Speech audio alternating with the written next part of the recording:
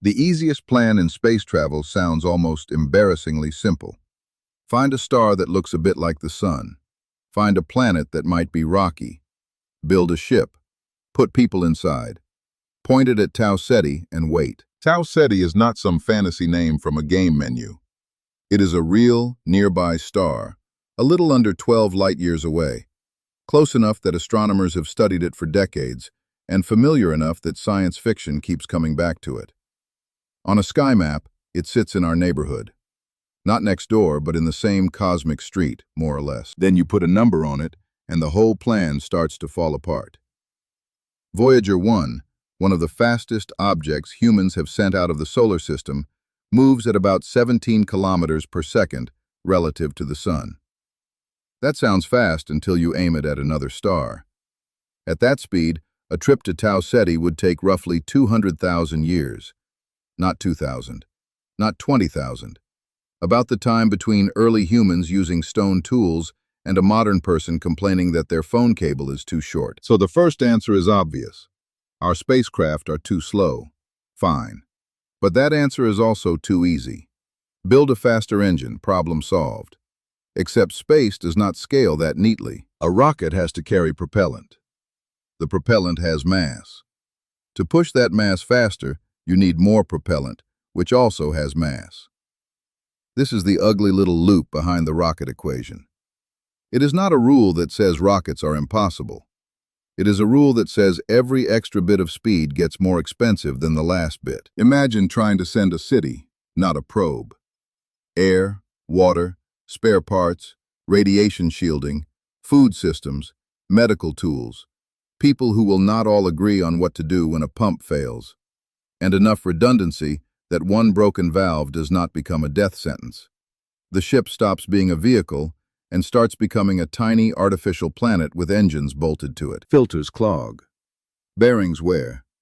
Someone labels a cable with tape, and 10 years later the tape peels off. Now stretch that problem across decades, maybe centuries, and remove every hardware store in existence. This is where Alpha Centauri enters the argument. If we are going to attempt interstellar travel, why not start with the nearest star system? Alpha Centauri is about 4.3 light-years away. Proxima Centauri, part of that wider system, is the closest known star to the Sun. It even has a planet, Proxima Centauri b, often described as being in the habitable zone. For a first robotic mission, Alpha Centauri is the obvious target. Breakthrough Starshot, the famous light sail concept, does not talk about a giant human ship.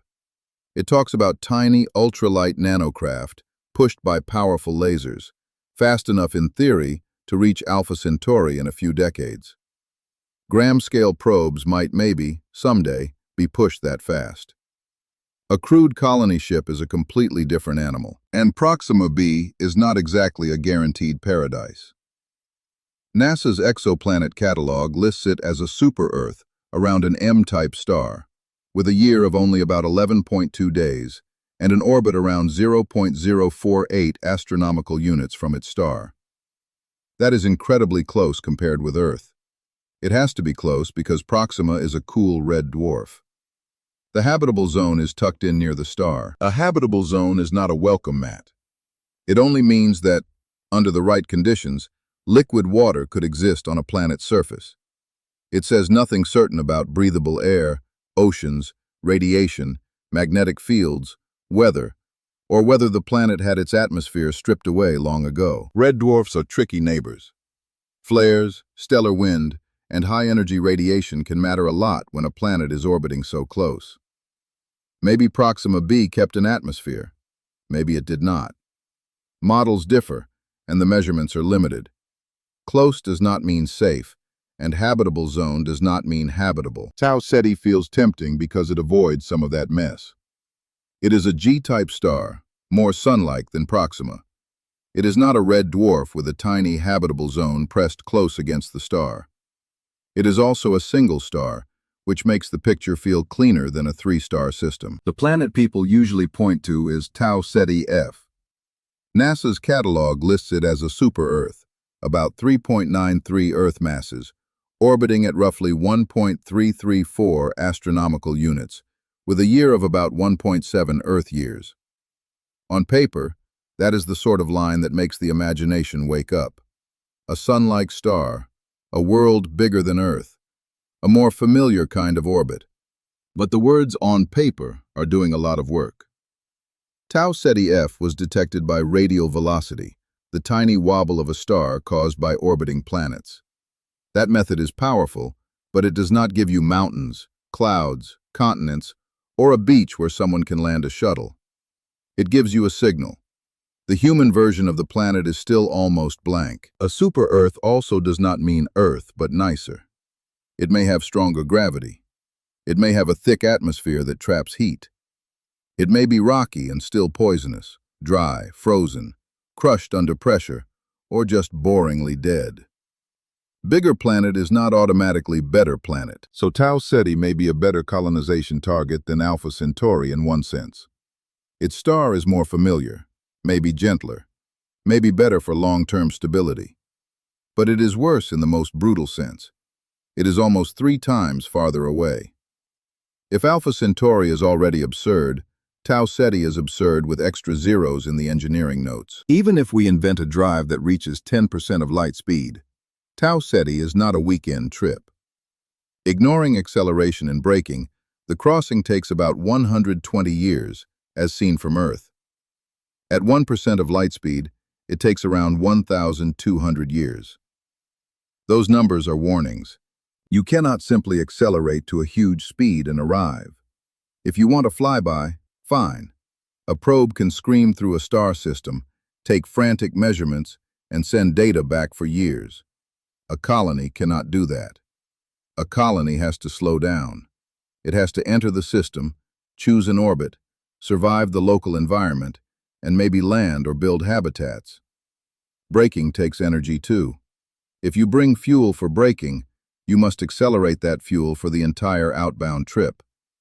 The math bites again. There are clever ideas: magnetic sails, fusion drives, antimatter engines, nuclear pulse concepts, enormous beamed energy infrastructure near Earth.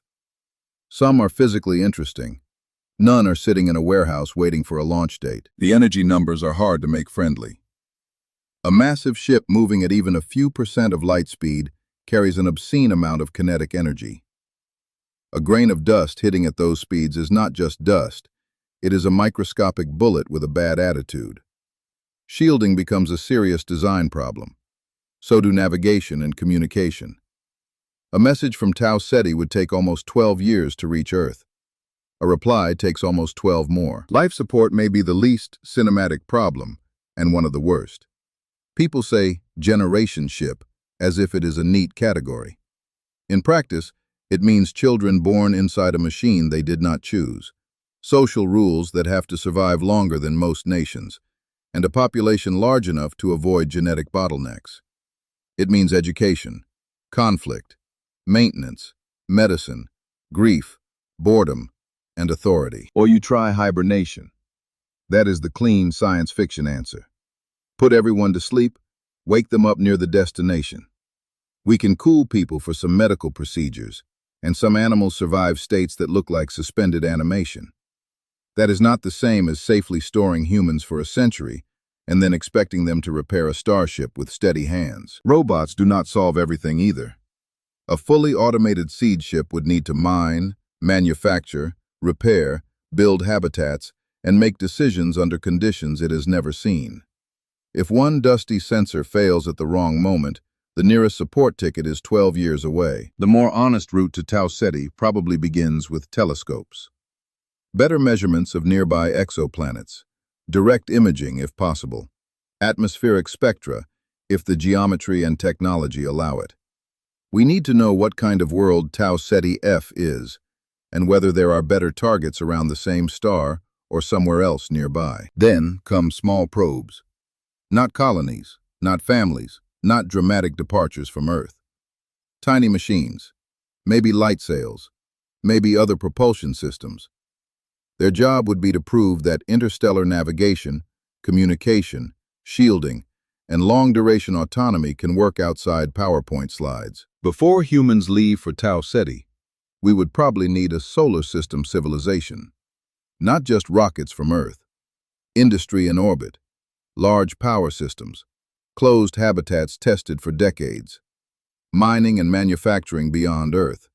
If we cannot keep a settlement alive near home, sending people 12 light years away is not brave. It is just a very expensive way to lose them. This is why Tau Ceti is such a good test of our imagination. Alpha Centauri asks whether we can reach the nearest star. Tau Ceti asks whether we can choose a better destination even when better is farther, slower, more uncertain, and more demanding. Maybe one day Tau Ceti will turn out to have no useful world at all. Maybe Proxima b will surprise us. Maybe the best nearby target is a place we have not discovered yet. The map is still being drawn, and many confident-looking labels are written in pencil. So why can't we just build a spaceship and send it to Tau Ceti? Because the word "just" is doing impossible work.